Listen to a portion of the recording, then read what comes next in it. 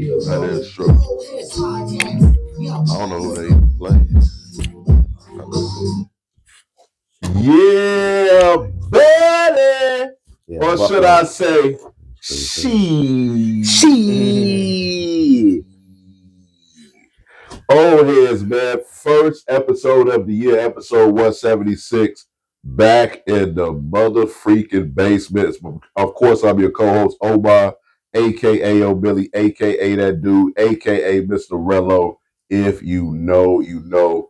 And of course, man, I have to give a shout out. Well, not a shout out, but sad to hear, man.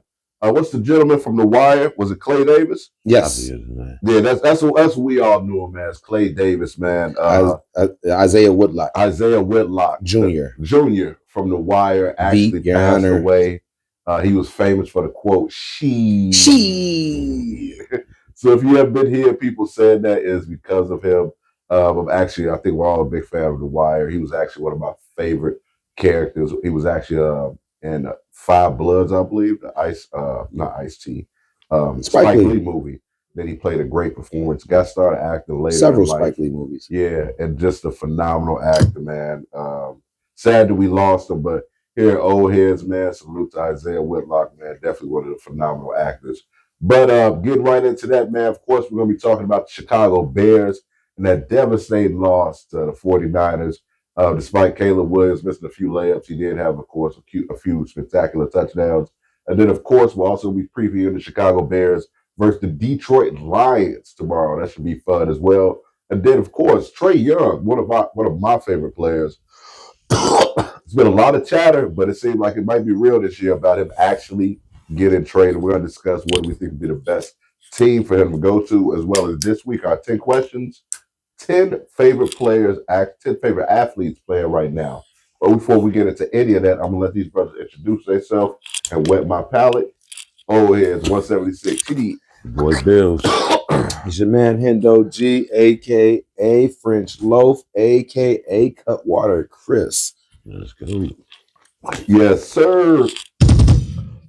Of course, we get right into it, man. If it's your first time checking us out, we start every episode with Hendo's hot take. Hendo, what's the hot take? Now we getting into the back end of this football season where these last couple of games could make or break a lot of people's positions, man. But there's a lot of teams scrambling to keep a lot of star players on the team, i.e., the Raiders. It's going to be very, very hard for them to keep Max Crosby around, considering they benched him for his last couple of games, and I don't think he wanted to be benched. So he's probably going to be on the block. There's going to be a lot of good players in this upcoming free agency that I think we should be taking a look at, and a lot of teams out here that had maybe mediocre seasons. They could revamp that whole mediocrity with a couple good place free agents. So keep a good eye on what teams are going to be looking disgruntled these last game. And shout out to everybody making the playoffs. I know everybody couldn't do it this year. Happily, we made it this year. It's been a minute, but hey, we on that rack. So shout out to all the playoff teams because it wasn't an easy season. I like that. I like that a lot, man. And of course, that's Hendo's hot take. Moving right into Black Fact of the Week, man. This week I went a little bit different. Actually, excuse me, sorry about this, guys. I had it. He said, I had it, then I lost. It was here. It was gone. I promise it was here. Now it's gone. That's lying to me. Lying to We're going. I am. I feel like I am. Arlo Washington actually made history as the founder of the first Black-owned bank in Arkansas. So that's something I actually wanted to put out there. That's why it was fairly new. I'm normally going back. But shout out to Arlo Washington, man. I think to be the first Black owner in the state of Arkansas, which has a deep, deep, rich history of racism, that is a phenomenal, phenomenal achievement.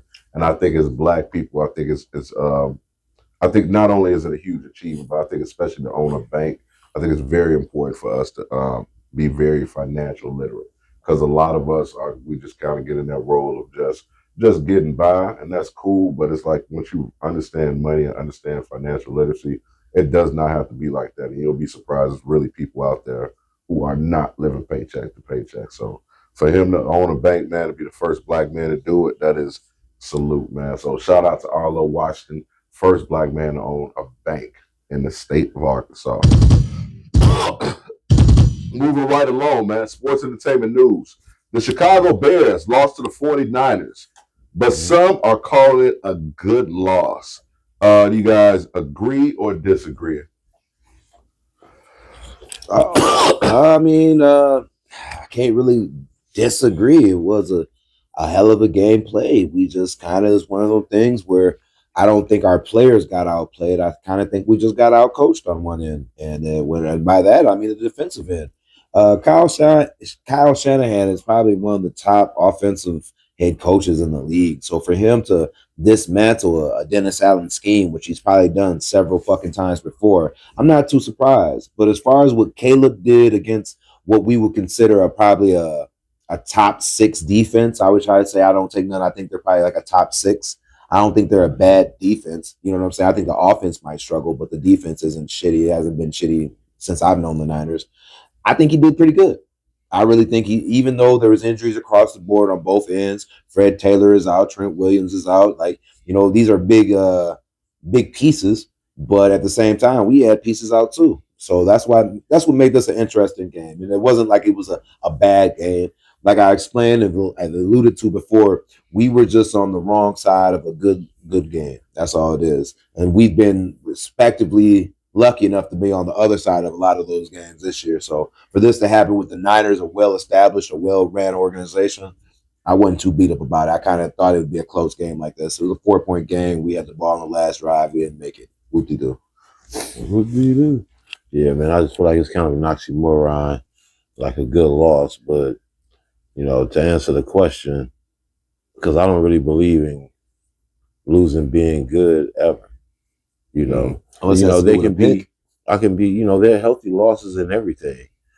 Sometimes like if you win a whole bunch of games, but they've been soft games and you played a real tough one, and you lost or whatever, but you learned a lot about yourself. I understand the concept of good losses, but, it's good to win them all. But at the same time, though, yeah, there was a lot of good that we got from that, in my opinion, because I feel like offensively we got rolled. That's the one thing we haven't really been doing this year. And sometimes you just got to see it happen for it to start clicking like that, and maybe that can carry over, to the other games, and our defense can get back to what it was. It wasn't much, but at the same time, just not giving up as many points as we just gave up. I like that. So let's preview this Bears versus Lions game. Who do y'all got winning that? It's in Chicago. Lions are they're eliminated. Chicago, I believe, we're fighting for, I think, a better position in playoff. Mm-hmm. How do y'all feel about previewing that? I like our chances. I like the way we looked at cold weather against Green Bay. We came out ready. Have we lost back-to-back games all season? I think the first two games. First two. Yeah. Them and the Lions, or them and the Vikings. Yep. As a matter of fact, yeah, we owe them one. We definitely owe them one too. I remember that time too, and they thought they were still the Detroit Lions. I told y'all. They think they're still the Detroit Lions. I was like, by the end of this year, they ain't gonna be the Detroit Lions that we used to know.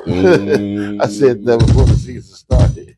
But I didn't predict we was gonna be this good, but I knew that about Detroit. So yeah, we got a little bit of payback too, man. We gotta get up. So I'm going Bears. Okay. Hendo, how you feel? Bears, Lions.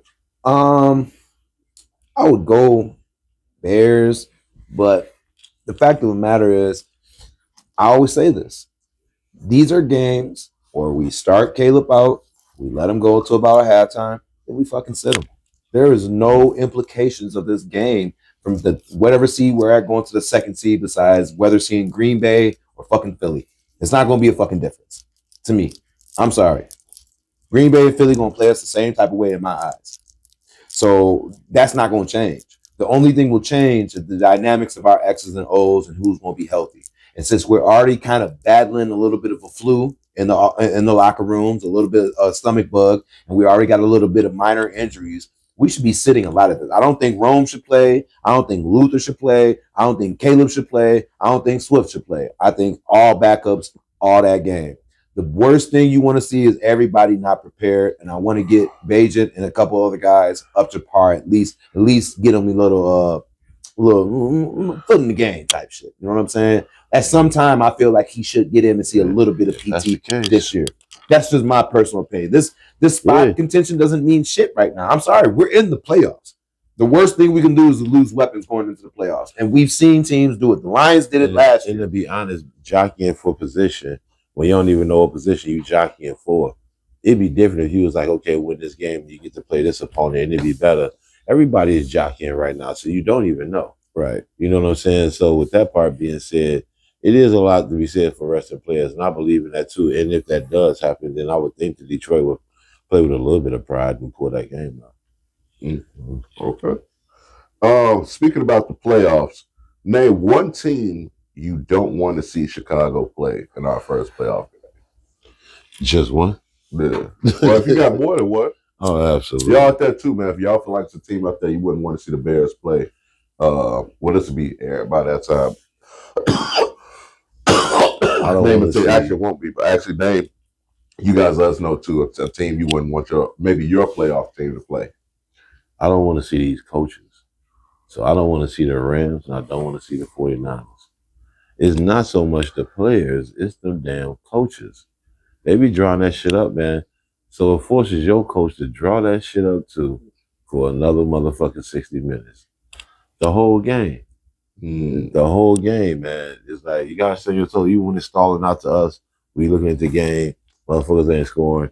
They strategizing and ain't stopping this entire time. They doing this shit for 60 minutes. Right. You know what I'm saying? That shit matter. And those two coaches, man, I hate to say it, but offensively, they just top notch. You know what I'm saying? Yeah. Any other team, I feel like we got a shot against. I like our coach. You know, we drop some plays ourselves. Shit. You know, we got a hell of a running game. But, yeah, those are the two teams I wouldn't want to really see. And is there one team or a few teams that you would want to see our first playoff game against? Shit, probably just the Rams really right now because they're probably got the biggest steam right now. I would say the Seahawks, but I think we match up well against the Seahawks, and that's why I would look at their record and be like, I would worry about them, but I think we match up very well against those. I think the teams that we don't match up well against right now are probably the Rams because of how their type of style and what they have going on. I don't think Caleb has played the Rams, so I think him playing teams that he has never played in a very high pressure situation, that shit might not work out the way we want to. It might work out the other way too, because he plays very well in high pressure situations. But he has to see every team before, to me, he can get good, because that's something I've seen some of the greats do. I've seen Brett Favre do it. I've seen Steve Young do it. You know what I'm saying? Just guys you've seen play every team at least once. I'm like, okay, I kind of know how these guys get down. Let me work now. So, okay. I think for me, it was simply probably Green Bay. I wouldn't want to play Green Bay a third time, just simply because of the rivalry. Regardless of whether it's not, I feel like which is the better team. It is a divisional team, and we do play each other well. Like even we're not statistically, people would say a good team. For the most part, we still even play Green Bay close, even if it's just maybe that first half, and then second half their talent takes over. We still typically play them tough. So I think for me, I would not want to see Green Bay in that first round. Then they also have experience too. And then you talk about good coaching. LaFleur is a hell of a coach, man. Shit, they be coming to Chicago. All we gotta do is turn that heat off on that bench again. Funny answer. Sound good. Whoa. Sound good. Mm-hmm. Definitely sound good. And I will say I would somewhat disagree a little bit with Seattle, because I think where we struggle is where they're good at. Sam Darnold is really good when he has a clean pocket, and I think our lack of pass rush would actually be an advantage now. And I see that if he could sit back and there. If our secondary is healthy, I think we don't really get ate up in the air like that. Tackling them. Yeah, I don't think we get ate up in the air like that. Keep tackling them until that boy throw at least one interception. Yeah, but we don't our pass rush. That's something we definitely have to address in the offseason. We don't have Montez Sweat is really good, but he's not a Myles Garrett type. Yeah, like you got some guys with like Myles Garrett, or even going back to Marcus Ware. Like you have some guys where if you put them they don't necessarily need somebody on the other side. He's a terrific pass rusher, but he needs somebody on the other side to That's why it alleviate worked so those well double with him and teams Chase sometimes. Young. Yeah, exactly. But that was our problem all year. Exactly. Chase Young gonna be available next year. Watch. Just watch. I'll be personal. I'd rather go younger. I would too, I'd rather but get if that's somebody in the if that's an draft. option, I'd definitely take it. But we all know what the upcoming options are right now. We already know what's going on. And in free agency, it should be all gears going to Max Crosby. Or my bad, Mason Crosby. Or Max Crosby. Mason Crosby's the kicker. Max Crosby should be point of interest all across the board, no more, no less. Yeah. He got his pick. It all depends on what they want, though, because I'm not giving up 2 first rounders. Not for Max Crosby. And I love Max Crosby. I just feel like our team is so close. At this point, they're butting heads so bad, we might be able to catch 4 still. And by what I steal, I mean like a 3rd or a 4th. But I had to be know multiple. they're not giving up a 3rd. You don't know if we put a player with it because it might have to come at the cost of Swift. Sometimes addition by subtraction. They would take Swift because they already got. Or not Swift, but DJ Moore. My bad. Because that's always been talked on because whatever rookie quarterback they got coming in, that's why people I think keep highlighting that shit. That's a possibility, especially if they get when they go out a #1 pick. You could pair Mendoza with DJ Moore. Yep. Possibly. That may work. DJ Moore. I would hate to see DJ Moore go, but I mean, to get back to Max Crosby, we already got a deep. Right. We can get another receiver in the offseason. Yeah. He was the starter of the rebuild. NFC, man. Staying in the NFC. Matt Stafford had a tough 3-interception game, and his MVP is in question. Who's the NFL MVP at this point? I have no fucking idea. Okay. No fucking idea. I know what motherfuckers gonna say, look, quarterback with the Patriots. Drake May. Drake May is one. I don't like that. I don't like that selection. And what's fucked up about it is I kind of understand where they're coming from. So I'm gonna have to turn my ears to the experts. Y'all tell me, because I don't know. This year, to me, there is no standout guy, especially veteran guy. Where it seemed like, okay, it's been coming for a while now. It's been good for a few years. He finally put it together. This is their season. It ain't been none of that. So I don't know. Usually, your MVP stands for the most valuable person. If you took them away from this team, they wouldn't be this successful all this time. Not only that, but when we talk about MVP, 9 times out of the time, they have to have a winning record. I've never seen an MVP with a losing record. And you have to be doing something more drastic than the others. And I think if we're going to be doing that, we got to say it's Drake May. He is standing out from all the other quarterbacks with his production, his lack of interception throws, and the fact that these motherfuckers are winning in a very, very tough division. Let's act like that. This is not like, you know what I'm saying? I'm not going to act like, I understand the Dolphins are going through a rebuild, a couple of the little teams over there, but and the Jets are horrible. But playing in the AFC and having to see some of the teams they have to see in a multitude of times, that's tough. That's not an easy. And some of the teams they've been rolling over aren't bad teams. They have really been playing good ball. Now, we can say that this is due to a lot of good coaching, but I've seen other good coaching in good places, and they're not playing like this. So I'm going to say it's Drake Mays. Right, what's funny, though, is that coach is one of our options. Remember last year we was talking about who should we give? Vrabel was at the top of the list. Yeah. It came down to Vrabel or dude from Detroit. We got from Detroit. We made the right choice, but I feel like they made a really good choice too. Yeah. He fits what they need out there, just like Ben Johnson fits what we needed in Chicago. There's certain people that fit that scenario, and I think Vrabel would have been an amazing pick, but Ben Johnson gives us a certain type of aurora. You know what I'm saying? It's like you don't know what we might fucking do. You know what a Vrabel team gonna do. They're gonna come out, but you don't know what a Ben Johnson team might do. You just don't fucking know. We a tricky team. We don't know what the fuck might come out. We have to go onside kick, get it, go for it on 4th down. We don't know what we might do. So it's a little bit more entertaining, I say. Yeah, I'm mad at that. I think for me, MVP, I would probably have to go with Christian McCaffrey. I think when you talk about most valuable player, I think we just saw firsthand how valuable he is to that 49ers team. Don't get me wrong, Brock Purdy is balling, but Christian McCaffrey, if pretty much he should get it, but he'll be the third player ever to have 1,000 yards receiving and 1,000 yards rushing, and this will be his second time doing it. He'll be the only player in NFL history to do that twice. You know what I'm saying, in a season. On top of that, when you look at all the injuries that team has had, Kittle's been out a few games. Brandon Ayuk, a lot of people forget, who's an All-Pro wide receiver. I don't even know where that nigga's at. He's been gone.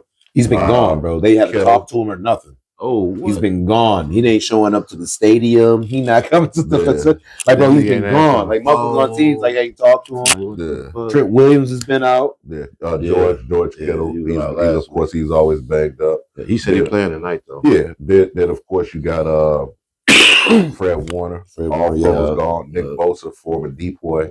He's gone. So I think, without question, C-Mac, for me, I think will be MVP. It was Jonathan Taylor, but he kind of fell off a little bit. I shouldn't say fell off, excuse me. They never give it to team running kind of backs, slowed down.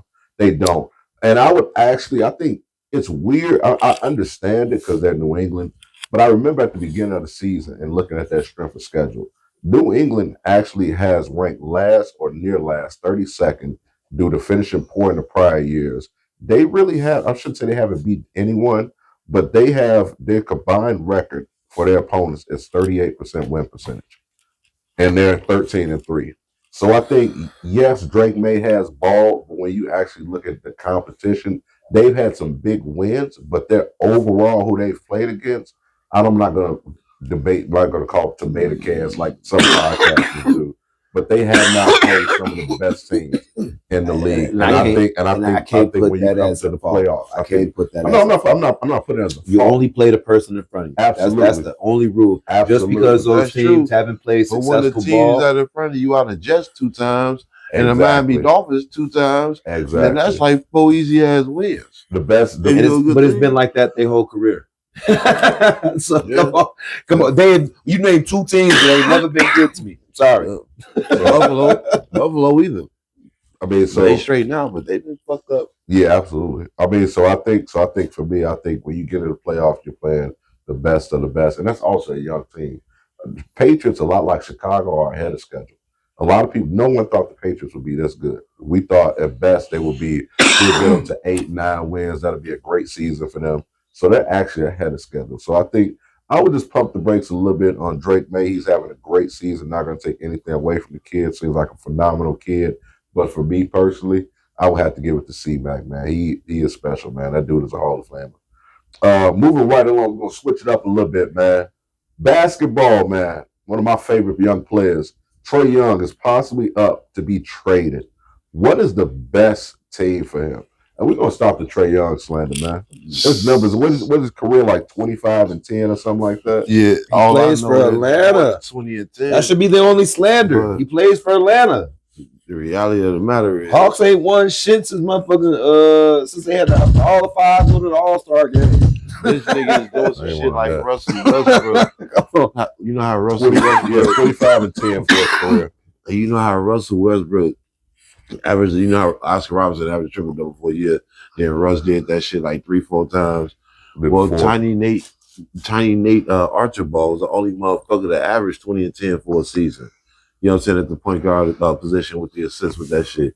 This dude is averaging that shit for a career. He doing something at that height that motherfuckers ain't really used to seeing. No, Tiny the only point guard ever lead the league in points and assists. Oh, that's what it was. Yep. Lead the league. Damn, he did with 20? How many points did he have? No, I'm pretty sure it was probably more than that. Yeah. It was probably more than that, yeah. Make them other niggas do something like Shrell. Like, hold on now. So we can only pick one team, though, for Trae, because I got another list. And you got more? You got more? Oh, yeah. It's Dallas, Houston, the Bucks, and Boston. Ooh. Those are the teams that can really use this talent. Out of those, the top two. The top two that really need them gotta be Houston because they looking for a championship. But Dallas is a really, really good fit because they got a lot of bigs. But what you gonna give up right now that's gonna help the league work out? Because listen, if you give up any of your bigs currently, AD's still kind of in and off the floor, and Kyrie is still gone. But you'll get the backup for Kyrie. All right, you get a backup for Kyrie, and then Kyrie comes back. Then what? You just run with those two? You got Cooper. No, but that's 3. That's even worse, is what I'm saying. You gonna have a battle of position, is what I'm saying. I'm getting down to. So Trey gonna play the point. Kyrie gonna play the 2. Kyrie gonna is play a the 2. 3. and that's too little of too little up there. That's not going to work. That's why they got the right. big They have dudes. extra big men. That's and why I get that, but they're going to give up a couple of those big men and some picks and stuff in order to say You like probably have to sustain give that. up AD. I was about to But say, AD's hurt. Nobody's picking up an AD. I just don't see that right there being feasible. I just don't see that. I can absolutely see it. I can't see Atlanta and why? Dallas doesn't make sense. No, because it doesn't capital going back and forth. They don't have enough pieces or the picks right now. They just gave up. Who we talking about here, though? What would Atlanta receive? Who we talking about here? What would Atlanta receive? We're talking about Atlanta. Who would Atlanta receive? They're though? gonna receive AD. They don't make good decisions. I don't think that's on the plate. That's what I say. I don't think. Yeah, I don't think that's true. I don't think Atlanta Hawks. Yeah, but they're not. You gotta say people that gave up Luka for Trey Young, and I love Trey Young. Well, they were just blind. Yeah, they didn't know. That's that. You don't know what's going. A motherfucker gonna turn out. Bad decisions though. Yeah, I mean, I can't see him doubling down. Is what I'm saying. I can't see them doubling. What down. about Houston? They got so many people that you. Houston makes sense. No, Houston makes all the sense. And they play so much defense. They're a defensive minded team with a defensive minded coach. That's a good motherfucking coach. He got all the pieces around. Everybody on that team is tall as a motherfucker. Houston makes the most sense.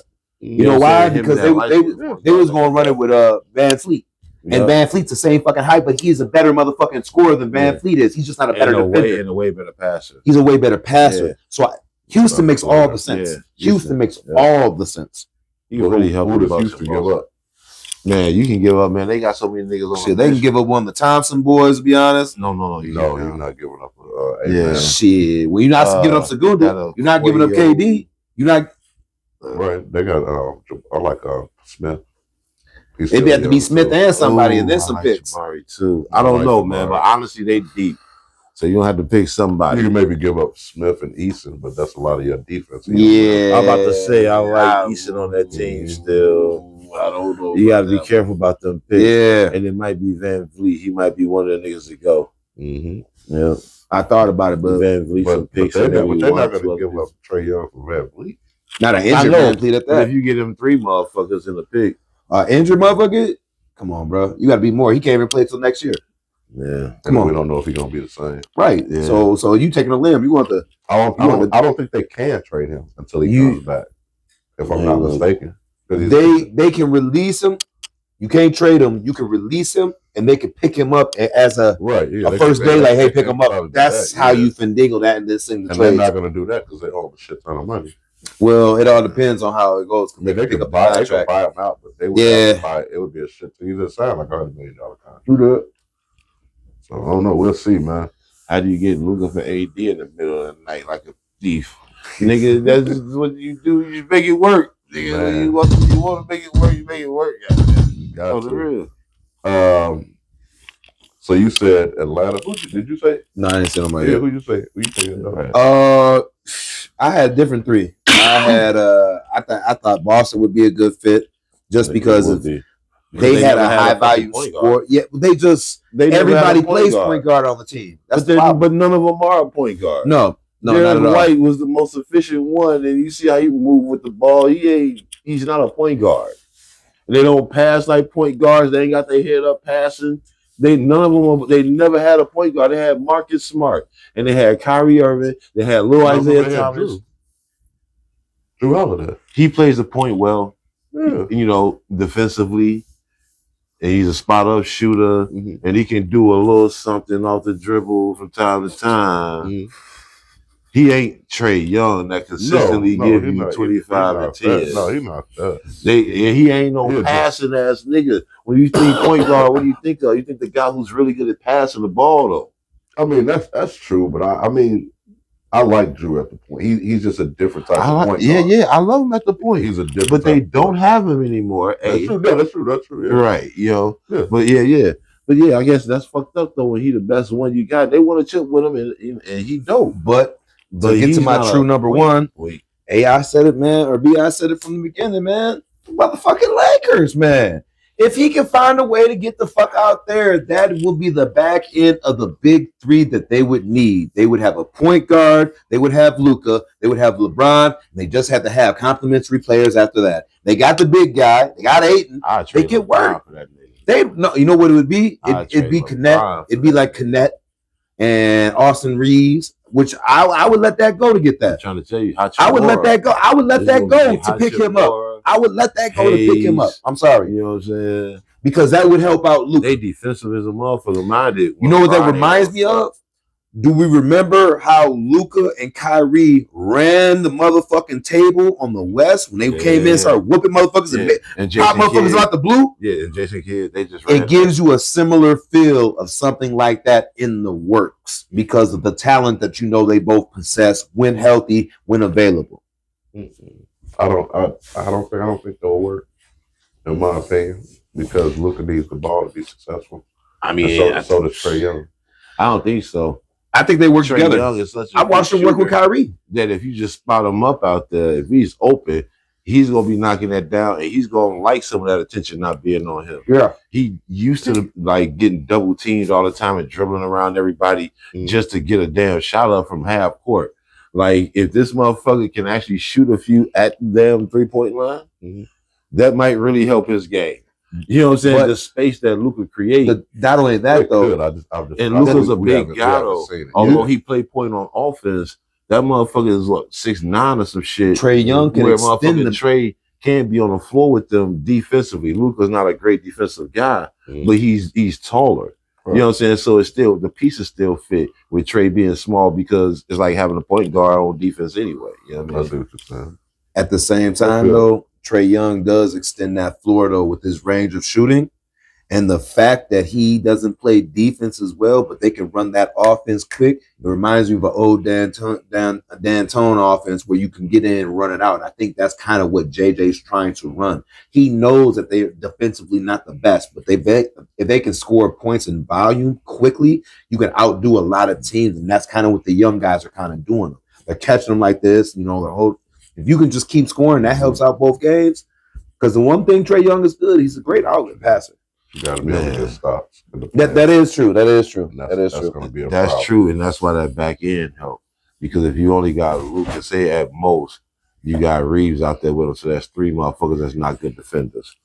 Then you got to have like Hachimura and Headz in there. That's what I'm saying. You know what I'm saying? It got to be motherfuckers just protect the back line because motherfuckers going to be getting past their players sometimes, or maybe a lot of times.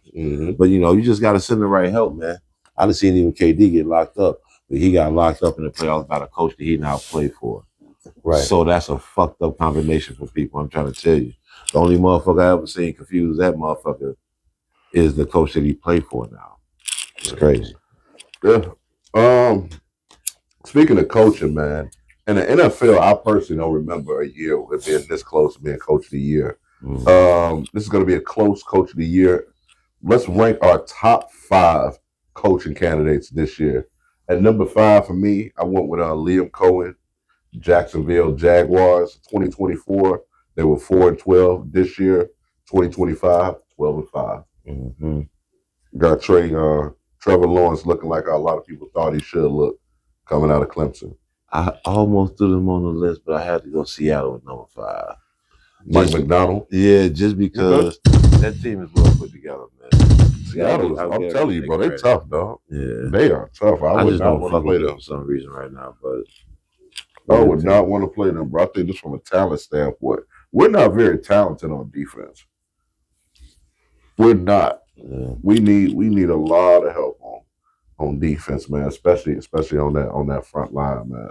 Our back isn't bad at all, but on that front line, we need another good linebacker, some definitely help with some pass rushing, but man, we definitely in the right direction. Hendo, who you got? Number 5. The one he just mentioned. Mike McDonald, Seattle. Yeah. I like the number 4, I went with Dave Canales, Carolina Panthers. Last year they were 5-12. This year they're 8-8 and actually first in the division. You talk about a team with a lot of fucking talent. When you look at that team, because they've been drafting so high for so long, you started looking around. That team got a lot of talent, man, and he's really helped Bryce Young come along. I still don't know if he's necessarily a franchise quarterback quite yet, but to have that team 8-8, first in the division, I got to give Dave Canales some love now. I hear you, man. These are valid picks. I'm glad we all doing our different lists so we can say all of these teams' names. Because I never would have said that team's name. But I'm gonna say New England, man. I'm gonna go with Vrabel, dog. Okay. Did not see, you know what I'm saying, first place in the AFC coming, so nobody did. That's proud for that. And you got number 4. DeMeco Ryans, man. Yes, sir. That's hard. Yeah. That's a number. I think he's doing an amazing job over there with Texans, man, because that was a sinking ship at that. It was. Before he got there, got to clean it up a little bit. Receivers went down last year. I'm like, oh no. And they still ain't got Tank Dell back. People forget how good he was. Hopefully he come back after that horrible injury. Number 3, I actually went Mike Vrabel. Mike Vrabel. For New England Patriots. Yeah. 4-13 last year. This year, 13-3. And actually, I believe they could looking at the first seed in the AFC or something like that. Yeah. So, man, Mike Vrabel, I got him number 3, man. He's doing a phenomenal job. Yeah. Bill, so you got number 3. Oh, shit. Number 3, I'm going Sean Payton with the Broncos, man. Underrated, but this dude just wins. Yeah. You know what I'm saying? You may like him or not, but that dude be winning football games. Definitely not, but I respect him as a coach. Do not like him like that anymore either. I don't like the way you motherfuckers talk to Russell Wilson. Yeah. Point blank. You know what I'm saying? I feel like that shit was disrespectful. You had something to say. You don't handle it like that. You supposed to be the leader of this team. You mishandled that shit completely. My respect for you went, you know what I'm saying, so much far down. I want to say out the window, but I still got to respect his ability on the field. Yeah. Because I just seen him do it with too many different pieces. Mm-hmm. You know what I'm saying? The guy he got right now, quarterback, is not Drew Brees, but he has a defense that's crazy as hell. Like, he's just a good ass coach, man. He got the Broncos ready for what talent they do have. Yeah, he ain't gonna lie, he got both legs balling, man. You do. Endo, who you got? Number 3. I had Sean Payton as well, man. He shaped around that team. He good. It's hard to play in the AFC. I'm trying to tell you. Right. You getting wins. Number 2, I actually went with Shanahan, 49ers. Last year, a lot of people forget 49ers was 6-11. This year, with all the injuries, Fred Warner, Nick Bosa, Trent Williams missed a few games, George Kittle, they are still 12-4. And I would actually go with him and Robert Saleh, man. Robert Saleh, what he's doing with that defense to have all those injuries, phenomenal. He will probably get another coaching job, another head coaching job next year. And also Brandon Ayuk being gone too. So, man, I got to give love to Shanahan, number 2 for me. I don't want me head number 2, man, because he's just one of them streaky coaches. You just don't know what's about to happen. The motion before the plays. You don't even know who about to hit the ball half the time. You know what I'm saying? You don't know what routes being ran. They all some good ones. They be clean, crisp, the ball be on time. Whether it's Jared Goff or this motherfucker Stafford. You know, yeah, I gotta go with fam. So Rams for me. Okay. Endo, you got number 2. Vrabel. Mike Vrabel. Okay. Yep. Gotta be on the list, dog. Number 1 for me, no surprise. Ben Johnson. Last year, the Chicago Bears were 5-12. This year, 2025, 11-5. Hopefully, 12-5 after tomorrow game against the Detroit Lions. I think for Ben Johnson, he actually might not win it, but the reason why I gave it to him, when you look at a guy like Shanahan, excuse me. Oh, shoot. Oh, man, excuse me. When you look at a guy like Shanahan, I think it is phenomenal. You look and see what he's doing with all the losses he's had. But I think that's not saying a lot easier, but it's definitely easier when you already have that culture built into place. Mm-hmm. It makes it easier, in my opinion. Ben Johnson literally came in and changed the complete culture of how the Chicago Bears is as an organization. It's been for years where we're the only team, we're one of the few teams in the offseason, we're picking up safeties. We're picking up linebackers. He said, nah, we need to revitalize our offensive line. Nah, we understand we got DJ Moore. We like Roma Dunze, but we're going to take this kid Luther Burden too. Like, we're going to give Caleb all the weapons to make sure to give our quarterback the best succeed. So I think on top of doing that and on top of changing the culture of an organization, I think that's why I gave it to him over some of those other guys. Even when you look at Vrabel, that Patriots, that culture is the culture. It's literally called the Patriots way.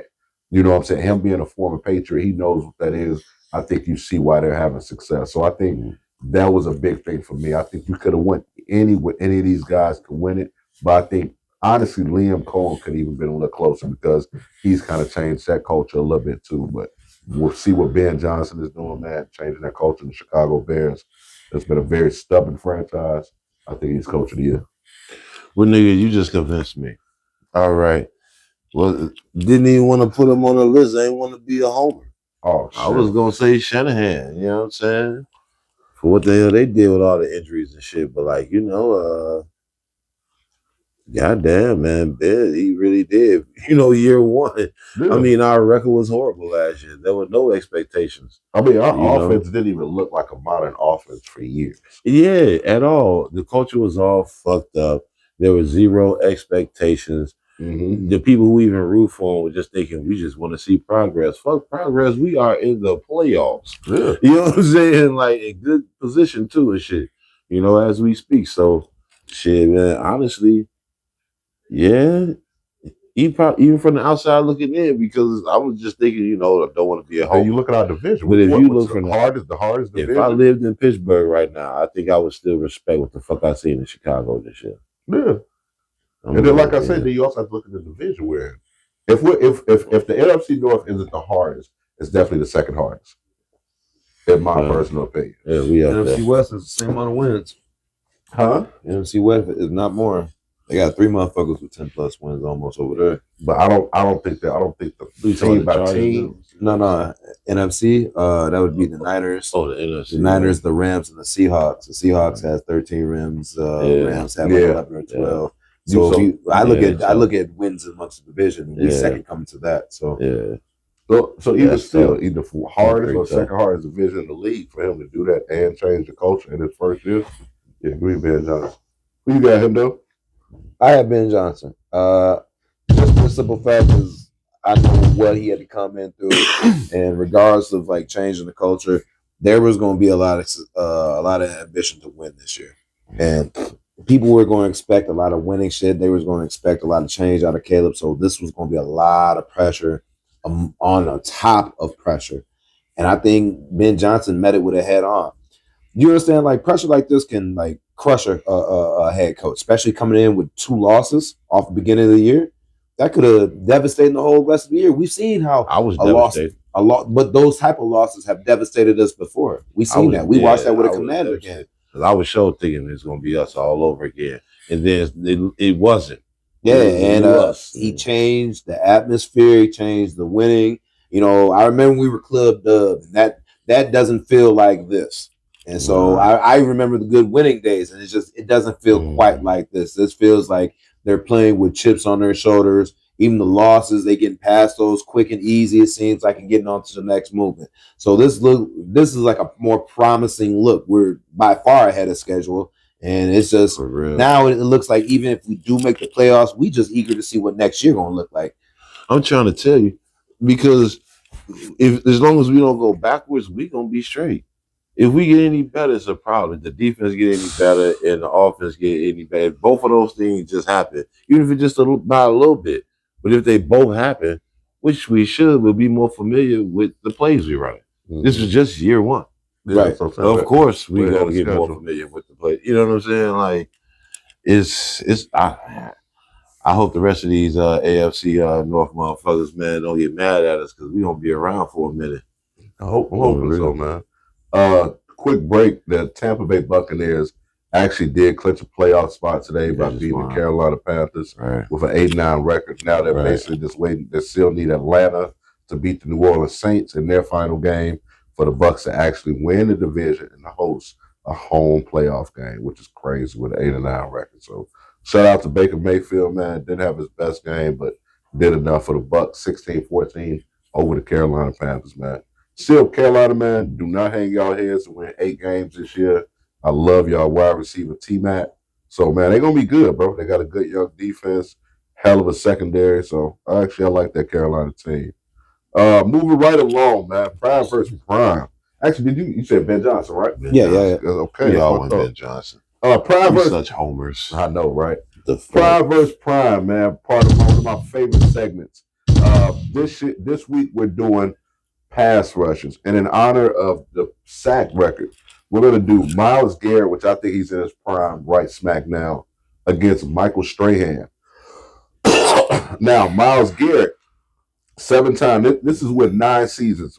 Right now, 7-time Pro Bowler, 7-time Pro Bowler, 4-time All Pro, has won the DPOY and SN, 2-time SN DPOY. He has 124 and a half sacks in 9 seasons. Michael Strahan, in his 9 seasons, had 84 and a half sacks. He made a total of 7 Pro Bowls and 4 All Pros his entire 15-year career. 1 DPOY in 01 and a Super Bowl champ 1. Prime versus Prime, who's the better player? Now, Michael Strahan also does have the sack record for a single season, which Myles Garrett is trying to break tomorrow with 22 and a half sacks, tied with J.J. Watt. So, who you think, Prime versus Prime? You taking the Prime Myles Garrett? I ain't never seen 3 motherfuckers got Strahan. I seen 3 motherfuckers guarding the shit out of blocking the shit out of motherfucking mouth. And I'm talking about, I done seen he had them motherfuckers in complete disarray. Whether it was 1 or 2 guys, like he had these guys and yelling to the quarterback, you know what I'm saying, for their life. Like, I mean, I can't remember what he said that one time to his quarterback when Miles Jordan, run! Yeah, Jordan, run! Jordan, run! I remember very vividly. What he said, Jordan, run! Like, he's coming. I've seen motherfuckers triple teaming him. I've seen them motherfuckers trying to guard him, and he doing basketball moves on them. This dude is just a superior athlete, and like you say, man, he got as many, what's the name, Pro Bowls already, and all pros. He has exact same amount that Michael Strahan and 9 seasons that Michael Strahan had in 15. Exactly. And then this motherfucker got way more sacks already. 124 and a half compared to 84 and a half. Exactly. It got to be Myles. It got to be Myles. This dude's a fucking problem. He like Julius Pepper, but better. Ooh. He like what I always wanted Julius Pepper to be, like some monster out there. That's what this kid is, and it's tripped out because he seems to be a pretty nice guy in person. Awesome dude. You know what I'm saying? On that football field, he is a menace. He's an all-time menace. Hendo, who you got?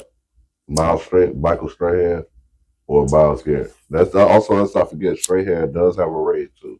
Mm-hmm. Which Myles will probably never get. I thought he had 2. No, Strahan got 1. Did he? I thought he had 2. Both with Eli. Yeah. I thought they beat the Patriots twice, didn't they? Yeah. I thought they had 2. 1. I'm looking at it. Oh. I thought he had 2. I think he retired after that. Oh, yeah. Because remember, they had Tuck and all them other dudes. Yep. OCM and Euro. Yeah, OCM and Tuck. Yeah. I think it was Strahan. I think it was Strahan. Because Strahan stood out of a good defense.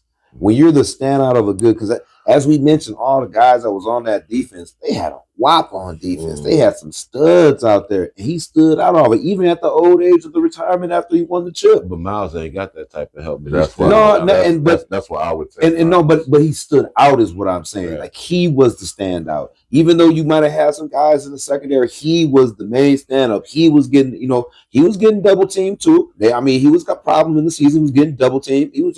They just had a unit. I can't blame him for having, but even them with them having a unit, because mind you, Tuck was getting to the ball too. They was rushing 4. Yeah. They had a NASCAR back. That's what I'm saying. You had guys coming off the bench. Sacking you, rushing 4 people. Man. And you couldn't do shit about it. What the fuck? But to me, the reason I kind of give it to him is I watched him beat a really good fucking Patriot team at the height of that team. And their line was not no joke of a fucking line. They had a real old line. That Patriots old line was no joke. We talking about, believe Jeff Saturday. What What was the other motherfucker? No, Saturday was on Saturday the was on the Colts. Colts. Oh yeah, not Saturday. Yeah, that was outside, that was another big. Anyway, his old line was nice, and Yeah, they it was eating that line up. And this is Yeah. we didn't see the New England's line get ate up like this. So these are some big boys, man. Yeah. Tuck, straight hand. These dudes tall. They big as hell. I give it a straight hand. Like I said, they beat normally I would say that about Garrett going up there, but it's the fact of him not going too deep in the playoffs, and I know you can't really hold that against him because, but it's Cleveland. It's Cleveland. I can't hold it against him that he played for Cleveland. Right. But when you play as good as I've seen Strahan play at that Super Bowl level when he did go, and in them playoff runs when they did go, it's kind of hard to be like, yeah. Dog. I think if you flip flop them, Miles do exactly what Strahan did, if not more, and Strahan do maybe a little bit less on that Cleveland team, because I don't think he commanded a triple team. I've never seen anybody do that. I've never seen a team throw 3 motherfuckers at one guy. I don't think you really could with how they would bring it. And it didn't really matter. Like, I mean, I'm not taking nothing away from Tuck and everything, but the way they brought that blitz, that's just how aggressive that, you know what I'm saying, that defense was. You can't take nothing away from the aggression of that. He was just, to me, the standout of a really aggressive defense. Yeah, I guess it's debatable. That's why we're having a debate. You know what I'm saying? Like, I like Myles Garrett. Yeah, he can get triple team because nobody else is getting respect. I get that. You know what I'm saying? But if everybody get through it, you beat the best man. Hey, you getting to him. Like, that's you doing your job is what I'm saying at a high level. I don't take none again, but I didn't say Strahan, man. He did his job, dog. And when they needed to call on that defense, shit, they could call on it. I just know that boy's I think I love Michael Strahan, bro. He was definitely a problem.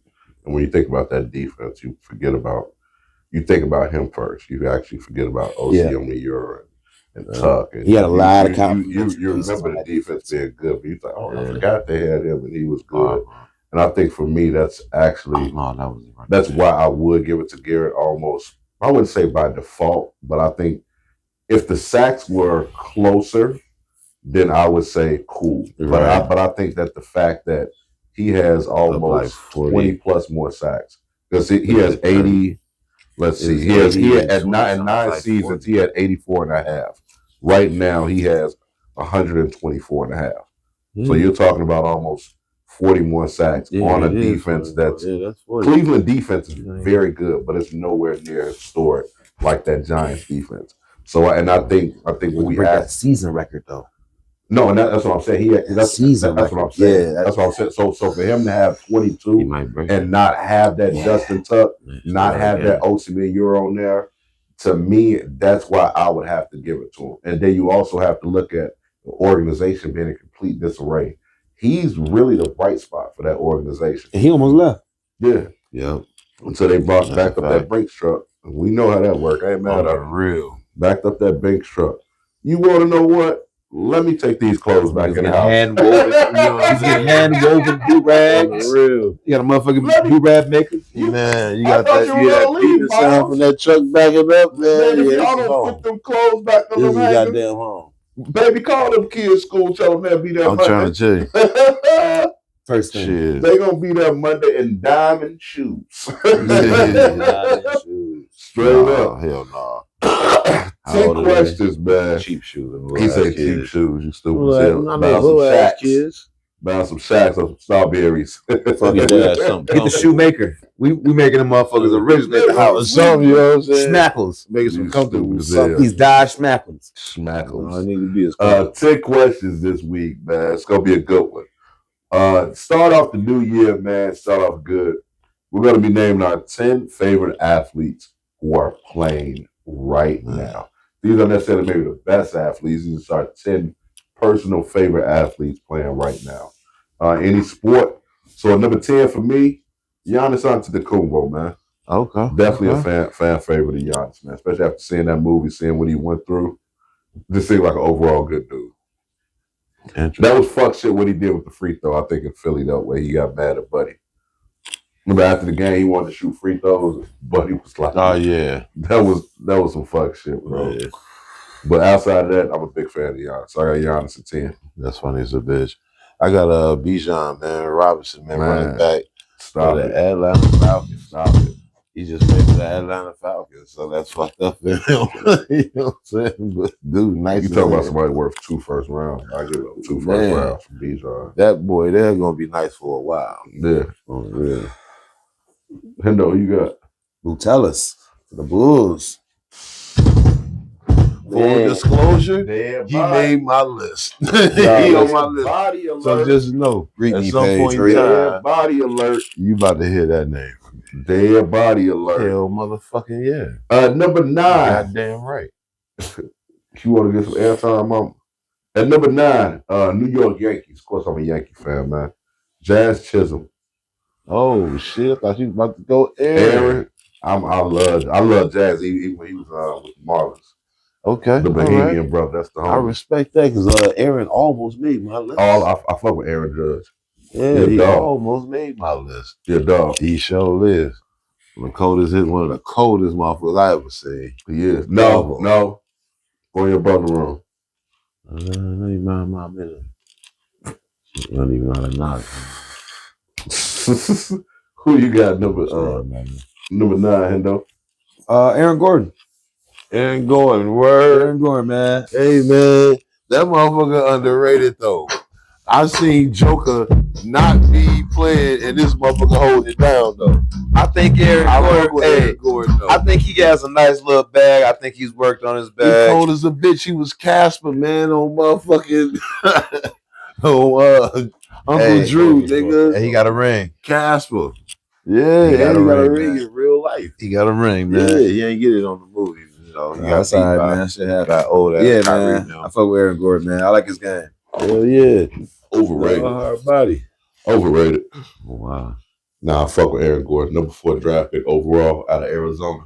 A lot of people thought he'd be a franchise player when he got drafted by Orlando. I mean, he kind of is. He plays on a good team, though. If he was anywhere else, he'd be a franchise player. Phenomenal role player, and he got a fucking ring. Fuck everybody. He remind me a lot of Iguodala. He remind me a lot of Iguodala sometimes. Just for a person who can hold down the team and he know how to play his role when he needs to. He don't mind playing a little backup role. He don't have to, but if you need him to stand up, just like Iggy, he can hold you down for a little bit. Like you were saying, that dude got a major bag, man. He really do. That's what I'm saying. You know what I'm saying? The dunk contest is one thing, but the Uncle Drew movie, and I get it's just a movie, but this dude has a major bag. Like, you know what I'm saying? So to see him play NBA basketball, you know what I mean, and play his position and keep it basic with the fundamentals, man, this dude is a murderer. And we've seen him step up in too many moments. We've seen him hit game winners. Yeah. We've seen him have big games all in the playoffs. You know what I'm saying? He was a part of that run. And we seen Joker go out. Very comparable. I didn't think about that for him and Iggy careers. Because a lot of people thought Iggy was going to be the franchise player. They thought he was going to be the second coming to AI in that first round. After Allen Iverson. And then he could never make big shots. And it just wasn't him. But if you put him in a role where he's a missed auto shot. Third, or now you say third or fourth or fifth option. Yeah. He's borderline Hall of Fame. Mm-hmm. Borderline Hall of Fame for sure. Number 8, I got Trae Young, man. Big Trae Young fan. You just broke my heart. Yeah. That's a fact. Yeah. I got Trae Young going number 8, one of my favorite players. You just broke my heart with that. That's a fact. And Andre Miller. Iguodala. You gonna mess around and not what's his name? Be a Hall of Famer, dog. That's some bullshit. Chill. Don't ever say that. You gonna fuck around. I'm going Justin Herbert, man. I like that. Big arm. The kid with big arm. I like that. Yes, sir. Hendo, you got number 8. Favorite athletes still playing today? Man, this one hurt, man. Mike Evans, man. Ooh. Big Mike Evans fan. Yeah. Big Mike Evans fan. Yeah. Dog just has game. It's just injuries, QB's team. It's just I feel like if he would have left, I feel like if we would have seen him with the Chargers this year, we'd be having a different conversation about that. Gotcha. Oh, anywhere he'd have went. Like he went to the Rams, except for Cincinnati. He went to San Fran. and the Vikings. He ain't doing quarterback issues, man. Quarterback issues with those things. Would you trade him head up for DJ Moore? Absolutely. What are you talking about? Mike Evans? Mike Evans? No. Shit. I don't think I would. I trade I don't think I old would. ass. I don't think I I would. trade old I don't think I ass Mike would. Evans No. right now. I don't think I would. Not Man. for Fuck DJ that. Moore. DJ Yep. Moore said he right in his prime. Yeah, he really is Yep. though. He right in his I hear prime. you. Yeah, Yep. good on that. I'll take the name. Respectfully. And I'll like take the Mike name. Straight up. I don't know what he can do. Run it. And number, did you say your number 8? Shit, what we did 2? We only did 2. Nah, you did 8 already? Yeah, I did. I said Trae Young. Trae Young. Mm-hmm. I thought that I had was Mike Mike Evans. Yeah, he had Mike I Evans. said, well, shit. No, I had to win. I said Bijan, and I said motherfucking Herbert. Mm-hmm. So that was 9. So I ain't do 8, huh? Nope. But shit, I got Ant-Man. I like that. Man, was definitely up there. And number 7, still one of my favorite players today, Khalil Mack. Khalil Mack. Hands down, still one of Okay. my favorite players. Okay. Absolutely. I see how this is. I liked him even when he was with the Raiders, so yeah, I'm a big Khalil Mack fan, man. Hendo, who you got? Number 7, favorite athlete playing today? Number 7, favorite athlete still playing right now. Shit, I keep wanting to put my man Mungunga in there, but he a rookie. I don't want to go like that. Man. Let me just go ahead and throw him in there. I love watching that man. It's a new year. Jump out the window. I love watching him play, man. I ain't mad. Not at I all. love him. Oh, it's on you. No, it's on you. Oh shit, I got a Shohei, man. Shohei Ooh, Ohtani. say all the time. Yeah, Show man. everybody. On the motherfucker pitching and hitting. You know what I Yeah, mean? he a monster, On bro. the real. Number 6, I got LeBron. Always been a LeBron fan. Okay. So, Okay. always been LeBron. Okay. So I even had him on the first slam cover where he had on the Jordan jersey. Interesting. Good. Very interesting. I like Kobe more, believe it or not. You're supposed to, yeah. I like Kobe more. I just think LeBron's I better. like player. Rob Horry more. Hey, you got his auto. Yeah. On my soul, put it up. Hey man, he won. He won more. He did win. He's a winner. He's a He is a winner. winner. Straight up. He is a winner. Hall of Fame type dude. He absolutely is. LeBron might make it too. He might make it. Maybe third ballot. And though he got number 6. Yeah, he might sneak in there. Number 6, and Luka. Yeah. Okay. Yeah. Looking for in the world. He is. Bills, who you got? Shit. At 6, I got Buzelis. Chicago Bulls, boy. I'm tuned in. I love Kobe, but Kobe White, but you know what I'm saying? I was talking Buzelis about is putting probably Kobe the up main there. dude I've been wanting to see do something. Yeah. That dunk last night, y'all That jumped out my was seat. crazy. And I thought he was going to throw the lob. He was running straight. Motherfucker turned, dropped the shit out. Motherfucker Snug little, what is Then his name? smiled at him like, yeah. He Yeah. nice, bro. He Yeah. nice, man. Like, what the fuck? Number 5, Tom. I don't remember White Boy dunking like that. I mean, Brett Berry was cool, Yeah. but Tom Chambers is the last one I remember. Yeah. Was McCullen. McChuggling, the guy who keeps going from team. He won the dunk contest. Yeah, but he don't do it in games, though. He don't do that shit in because he don't get no game time. You You have to get game time in order to do this shit. In-game body. You don't get in game. Yeah, but we talk about in the game, though. Yeah, You know what like I'm saying? he might have that ability to do it. Yeah, you but know what I'm saying? Shit, if you ain't getting on the floor to do it, Yeah, shit. Yeah, we talking about actually did that shit. but he really just a dunker though. Yeah. Bucella's got game. Buzelis, nigga. Number 5, I got did you say number 6? Yeah, I said Oh, Buzelis. Bucella's. Number 5, Mookie Betts. LA Dodgers, man. One of my favorite players, man. Yeah, he cold. Yeah, Mookie nice, bro. He can do everything. I was so happy when he left You Boston. talking about I watching just him saying play Boston. baseball or dunk a basketball. Yeah, Mookie or does run some everything. routes on the football field or bowling. Like, what are you talking about, Mookie Betts? What He sport does are we every- talking he does about? everything. You know what He I'm like saying? Clyde Drexler. They say Clyde You know Drexler what I'm was the saying? same way. Yeah. They say Clyde, no matter what. They say Clyde didn't practice. He was just natural. Bro, they had me quiet, He's bro. an AI ass nigga. They said this nigga Clyde to be sitting there with his leg crossed reading the newspaper. Mm-hmm. Like, wouldn't practice, like, but go out there and just Bust your ass. anything. Football. Bo Jackson was the same way. They say Mookie Betts is a fucking physical specimen. They say this nigga travel with his own dishes. Who the fuck travel with their own pots and pans? Yeah, bro. What would depend on which pots of pans they were? Copper joints. Or they got some other cold shit. Chef Ramsay endorsed some cold shit. I forget exactly what. I'm not finna be traveling with this shit is. Bro, you travel. I'm not finna buy this shit every fucking where. I'm not finna be traveling with this shit neither. It all you can go depends. somewhere that have this type of material. You know how to make your shit too. You know how smooth you can make an omelet. That's deep. Hey, and number 5, who you got hit though? Favorite athlete playing right now? Omelet do sound good right now. Oh my God. Chill, man. Ant-Man. Ant-Man be cracking me up, dog. Yeah. He is physically one of the most funniest niggas on and off the floor. His comments is like, who is this nigga? Dog. I don't know. Well, stop fouling. Shit.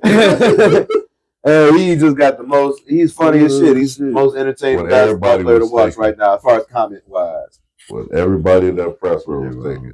Nigga, just stop fouling. I don't know how I found out. Stop. I'm hacking. Bill, so you got number 5, favorite athlete. I got LeBron James, man. I ain't gonna lie. Yeah. You know what he do off the court, too. I respect. Gotta keep it real. Number 4, Lamar Jackson. Lamar was so happy when he got paid. Huge Lamar Jackson fan, man. He was. Yeah, you were. I thought you seen a little bit of it. That's how happy he was. Like he was just seeing the nick off that motherfucker. Like, yeah, I had 5 on that. That's why I got my transmission fixed. You had a bet on him. Let it be known. Get paid. Let it be known. Get paid, man. When he walk in here next episode, with that same energy. That's for sure. What you was talking about me?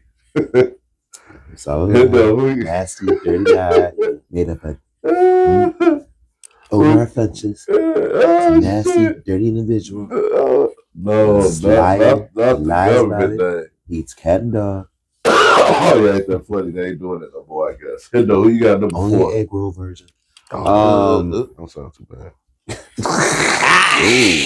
Caleb Williams, man. Caleb got to make number 4, man. He got to be one of the most entertaining motherfuckers right now on the field, man. Because when he get going, you don't know what to expect, man. Yeah, facts. Yeah. Hendo, you got number 4. Favorite athlete. I said Caleb. You mean B.I. Yeah, my fault. Number 4. I wanted him to say Hendo. My son. That's crazy because he up there. Number 4, I'm gonna say KD. Old ass. Oh yeah, it's true out to see this motherfucker still out there.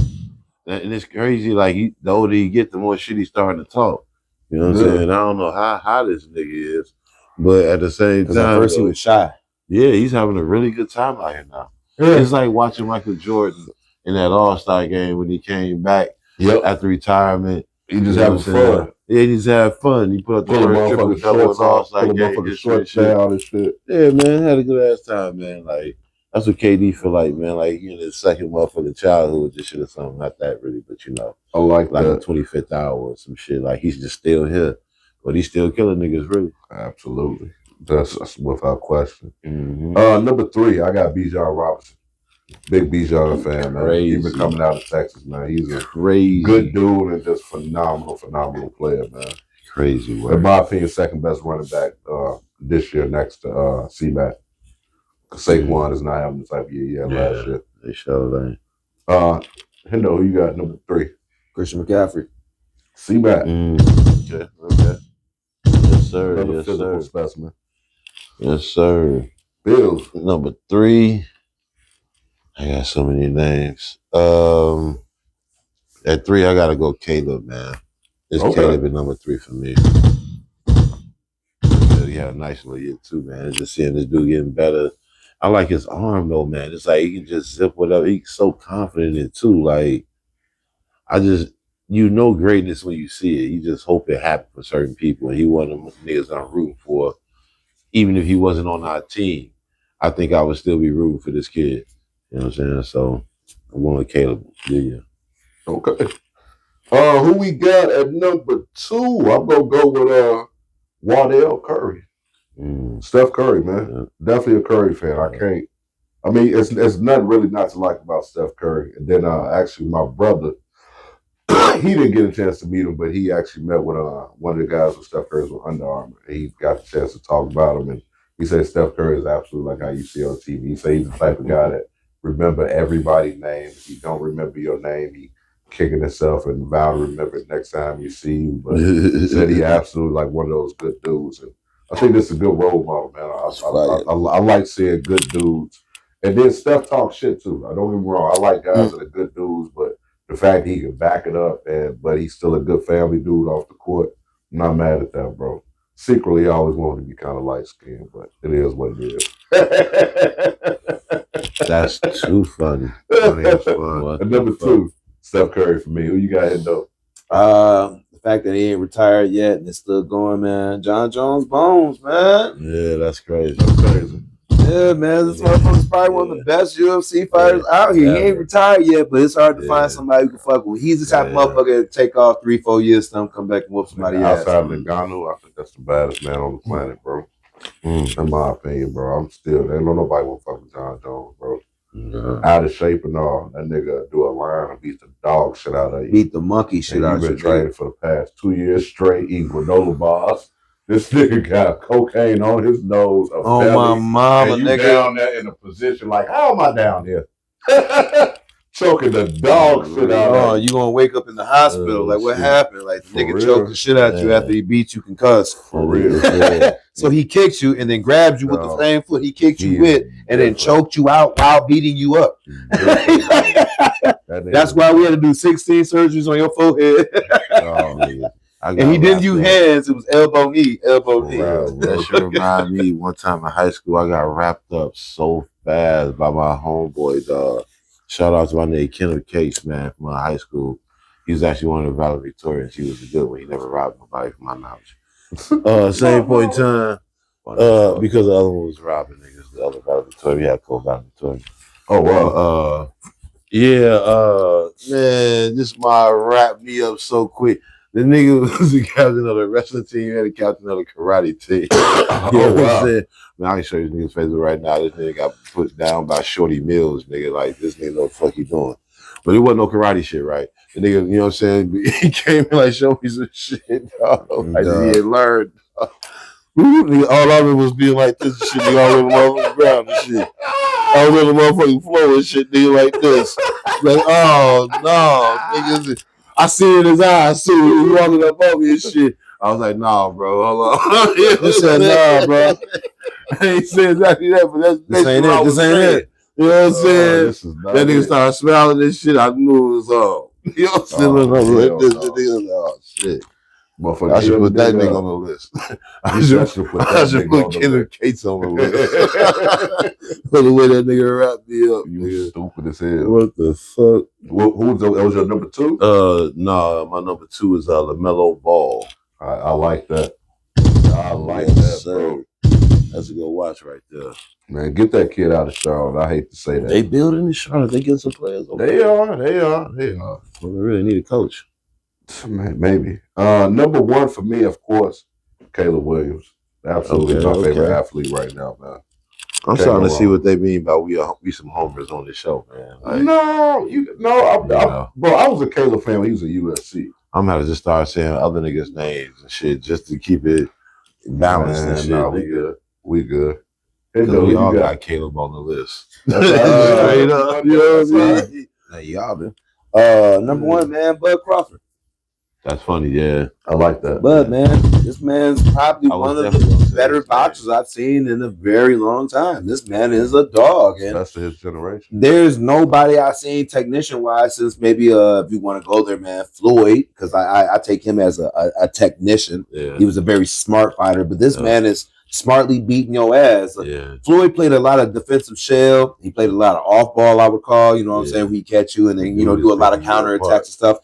Crawford was just beating your ass. He coming in, he do that, and he beating your ass. He can play the dodge game, gets in, do the Boston, and still put brakes on you. Like, he was fucking niggas up with kidney shots. And I'm not saying Floyd didn't, but what he was doing was a little bit more aggressive than what we've seen. You know what I'm saying? And he wasn't finger picking his opponents. He was taking whoever the best and whoever wanted it. So, this nigga's a dog. I can't say nothing, man. I'm not mad at that at all. I love that pick, actually. Bills, who you got? Yeah, 2 niggas on the list, man. Steph and Bud.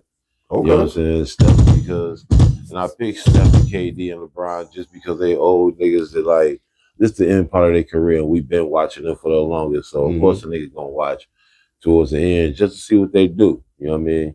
But and they still playing at a high level too. Hell yeah, and Bud, man, just to pick another sport.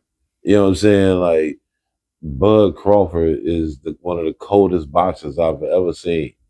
At that height and weight, whatever, like that nigga is so much of a technician, like fam said, that it's like it's one of those Bones Jones type of deals where anybody around his size, they feel like you finna get fed to the wolves every time you fight them. It don't even feel like a fair fight. It don't even feel fair.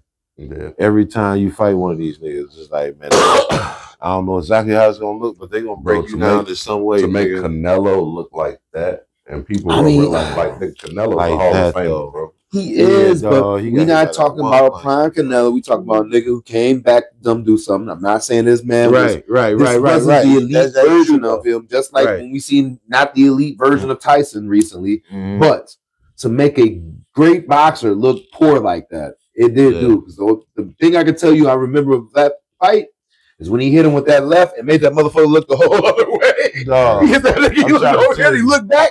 He's never, I don't think he's ever been, I've never seen Canelo get hit like that. And I don't give a fuck who you are. I've seen this motherfucker get hit all in his face. I've never seen him get hit so hard where he looked back. I'm trying to tell you. That nigga thought about that shit. He's like, nigga. I ain't never seen nobody look back like that. I was like, I seen a few, but not just take it like that. You know what I'm saying? Dog is a boxer. You know what I'm saying? No, that shit was crazy. That was wild, man. Yo, please tell us what time it is. Trade yourself. Trade yourself. This is how we end every episode, man. It's basically a nice little tell somebody F you. You ain't gotta cuss somebody out, man. It's 2026. You know what I'm saying? You ain't gotta cuss somebody out. Just look at them dead in the face. Say, you, sir, man, you need to trade yourself if they acting a damn fool. Now we try to keep it with sports figures, Brett Favre, welfare queen, or Mike Malone, former Denver Nuggets head coach. Bills this week, who need to trade themselves? Unfortunately, I got LeBron James. After all that praising and shit, ranked 426 in individual defensive win shares. Wow. That's pretty bad, bro. I mean, that's this year. You know, it's only like, 450 people in the league type shit or something. Nigga, like, I don't know how many people it is in the league, but like, you are ranked is seemingly at the very bottom of the people who actually play. You know what I'm saying? Ronnie ranked higher. He might actually be. Wow. His son might actually be ranked higher. He should, though, because that's his strength. Well, that should be his strength. 3D God. Yeah, it's just weird to say those words out loud. But it's weird, also too for the those GOAT bang bang. Those GOAT conversation debaters about the Michael Jordan shit. If you want to happen to know what Mike was doing over the age of 40 with defensive win shares, he was ranked 77. So comparatively speaking, there's another big deal right there if you want to pay attention to the facts or not. But LeBron needs to step it up on defense. So coach will not really be able to play him because with him, Luka and Reeves on the floor at the same time, which gives you your best offensive output. Defensively, in the playoffs, it's not gonna work. These guys ain't giving you enough. Not on the defensive. No, it's not. You're not. Yeah, I totally agree. It's gonna be a bad look. Hendo, who did trade themselves this week? Where B.I. was blaming the products, I'm blaming the motherfucker who put it on the shelf. JJ fucking Redick, man. Trade your fucking self. This guy was sitting here constantly talking shit about Doc Rivers and how he wasn't holding players accountable and how you're not doing this and you're not holding players accountable. You're not holding LeBron accountable for the defense. You're not holding Luka accountable for the defense. This team, not only LeBron, they rank like 28th on motherfucking defense. Yeah. That's the worst. Damn near the worst. They're at the bottom of the defense. DeAndre Ayton said when they asked him other again, they said something about is JJ Redick gonna get under control or something like that. He said something like JJ, and he said something like basically JJ Redick ain't got no control in that locker room. Bro. He doesn't. He doesn't have no control of the star player, and this is what said it without fully saying it, but he blatantly laughed at him and said some words that clearly indicated He really doesn't. He really doesn't. You can cutting it at all. You can look how people construct their huddles and what goes on. He has a hard time of getting LeBron under control. There's been times where I've seen JJ trying to call in plays. LeBron's been over here goofing with the other team's bench, fucking with him and shit, talking about something. I got money though, talking to the fans, but not paying attention to the game. That's why he's ranking last on defense, because he constantly getting burnt because he's not paying attention. Let's go on. These guys don't have a good locker room. This team is full of stars, and they're not paying attention to JJ has no control of the locker room, and it's due because they see how LeBron treats him. If LeBron treated JJ with a little bit more respect, then the team would follow. But LeBron and JJ are peers. They're the same fucking age. And this is where we're having a problem, because man the same age ain't finna tell you what the fuck to do sometimes. And that's what the fuck they're having problems. JJ has no control. And the team sees it. LeBron is out here acting out like a grown child sometimes. So trash. And it's costing the team. There's going to be highlights of the team, but this isn't going to be a consistent enough team to do anything in the playoff run, because they're going to meet more teams that are disciplined, because this team is just not disciplined enough at the end of the day, and that's due to JJ Redick. He doesn't have this team mentally where they need to be, but yet I do remember him criticizing the Doc Rivers team or whatever and stuff. After Doc Rivers has put up with a lot of stars. He's dealing with one star and he's failing. I don't think he's had a winning record with them. I don't know. I think he does have a winning record because they made the playoffs, but he's failing him overall. It's not a good look because he's failing the locker room. I like that. For me, man, I'm gonna go with the Atlanta Hawks. Not the organization, though. Not the organization. I'm gonna go with an Atlanta Hawk fan. This gentleman tore his ACL in a layup contest. Yeah, you heard that right. Tore his ACL in a layup contest. An Atlanta Hawk fan. You, sir, ma'am, it need to trade your damn self. How embarrassing! I'm suing everybody. Is that? I'm suing everybody. I guarantee they probably got him signing the waiver. I'm not saying I'm signing. I'm giving my lawyer. I want $100 billion. I don't know if that waiver can happen later. This floor is slippery right now. No. I'm saying they probably haven't signed it before. Yeah. Okay. I guarantee they haven't signed it before. About to say, I guarantee they haven't signed it before. I would hope so. They smart, but yeah. Trade yourself, man. How embarrassing is that? He was sitting there laying there. He literally went up for the layup. Then just look. It's not funny, bro, to tell your ACL, but I'm like, what? Did this really just happen? Like, okay. But man, moving right along, man. Great show today, episode 176. Hit that like button, hit that share button. We got to give a shout out, of course, to we got to show some love to Press Break. If you're in La Crosse, Wisconsin area, you look for some good Chicago food, check out our brother Fred over at Press Break over on Rose and Monitor. I personally like the air ball, but they got the cheesy beefs, pizza puffs, the Chicago dogs, all that good stuff. Check out Press Break Fred over at Press Break on Rose and Monitor as well, man. New Year's, I understand you might spend some cash, but spend some more cash, man. It's a new year. Treat yourself. Go check out our brother Focus at A Breath of Fresh over in Jackson Plaza. Great retros, any different size, as well as clothing.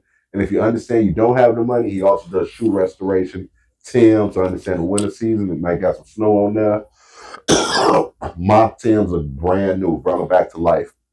But then also, if he don't got something, check out JV the Closet, man. 5th and King, man. More retro kicks in La Crosse. You do not have to go to Rochester anymore. Shop right here, shop locally, shop black owned. The Closet, 5th and King, man. Check out our brother JV. And then, Hendo, if you are in the Rochester area, some good food, man. Where can they find some good food in Rochester? Win City. If you're looking for some gyros, some Phillies and stuff like that, they're going to put you together.